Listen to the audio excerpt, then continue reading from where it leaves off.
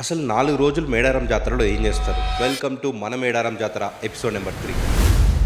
జాతరలో డే 1 సారళమ్మని అడవిలోంచి తీసుకొస్తారు. కోయ పూజారులు కన్నెపల్లి విలేజ్ నుంచి గద్దె రూపంలో ఉన్న సారళమ్మని మేడారం విలేజ్కి తీసుకొస్తారు. ఈ ప్రాసెస్లో డివోటీస్ అందరూ జంపన వాగులో స్నానం చేసి సారళమ్మకి ఎదురు వెళ్లి వెల్కమ్ చెప్తారు. సారళమ్మను గద్దెపైకి తీసుకొచ్చి ప్రతిష్ఠిస్తారు.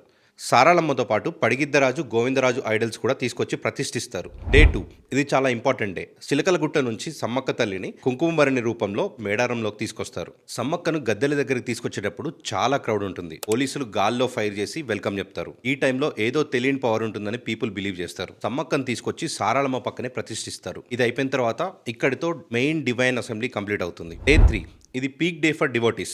సమ్మక్క సారళమ్మ ఇద్దరు గద్దెల మీద ఉన్న సమయంలో భక్తులందరూ వాళ్ళ వెయిట్ అంత బెల్లాన్ని తూకం వేసి తల్లులకు సమర్పిస్తారు. ఈ రోజు లక్షలాది మంది దర్శనానికి వస్తారనమాట.